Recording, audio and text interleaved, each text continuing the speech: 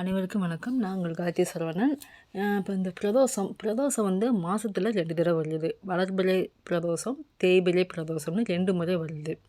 அந்த பிரதோஷத்தோட வரலாறு என்ன அப்படின்னு நம்ம பார்ப்போம் இந்த இதில். அதாவது கைலையில் சிவபெருமான அர்ச்சித்த மலருடன் துர்வாச முனிவர் வந்து அந்த மலரை எடுத்துக்கிட்டு தேவலோகத்துக்கு வராரு.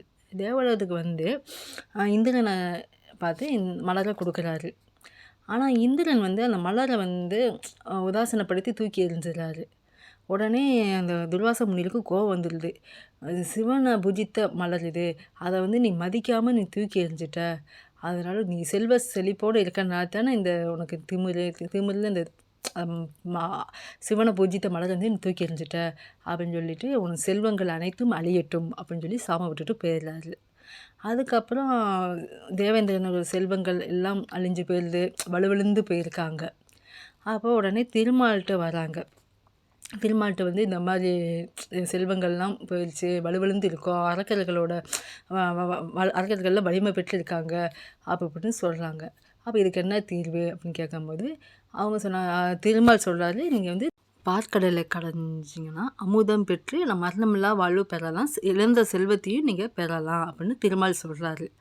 ஸோ அதுபடி அவங்க வந்து மந்திர மலையை வந்து தாக்கி வாசுகி பாம்பை வந்து கயிறாக்கி இழுக்கிறாங்க. அதாவது தலைப்பக்கம் அசுரர்களும் வால் பக்கம் தேவர்களும் இழுக்கிறாங்க. அப்போ இழுக்கிறப்ப அந்த வலி தாங்க முடியாமல் அந்த பாம்பு வந்து வாசுகி பாம்பு வந்து விஷத்தை கக்கிடுது, ஆழகால விஷத்தை வந்து கக்கிடுது. அது பயங்கரமாக அப்படி எல்லா பக்கமும் பரவுது, ரொம்ப இதாகுது. இதை தாங்க முடியாமல் எல்லோரும் பயப்படுறாங்க. அப்போ எல்லாருமே இந்த இதில் தப்பிக்கிறதுக்கு என்ன செய்கிறது அப்படின்ட்டு எல்லாம் அப்பா சிவனை போய் பார்க்கலான்ட்டு வராங்க. தேவர்கள், திருமால், பிரம்மன் எல்லாருமே போய் சிவனை போய் பார்க்க போகிறாங்க. அப்போ கைலாயில் சிவன் வந்து அம்மா பார்வதி அம்மாவோட உட்காந்துருக்காங்க.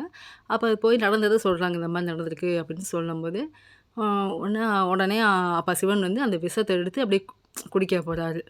அப்போ அந்த விஷத்தை எடுத்து குடிக்கிறப்ப இப்போ எல்லாம் பயப்படுறாங்க. ஏன்னா இந்த உலகமே எல்லாமே எல்லா ஜீவராசிகள் எல்லாமே அவருக்குள்ளே தான் அடக்கம். இந்த விஷம் வந்து அவர் வயிற்றுக்குள்ளே போயிடுச்சுன்னா எல்லா உயிர்களும் எல்லா உயிரும் இறந்துருமே அப்படின்னு எல்லாம் பயப்படப்போ பக்கத்தில் இருந்த அம்மா பார்வதி அம்மா வந்து சிவனோட தொண்டையை வந்து அப்படியே கையை வச்சு பிடிக்கிறாங்க, லைட்டாக பிடிக்கிறாங்க. பிடிச்சோடனே அந்த விஷம் வந்து அப்படியே தொண்டையிலே தங்கிடுது. அந்த அம்மா கைப்பட்டோடனே அந்த நஞ்சு கூட அமுதமாக மாறிடுது.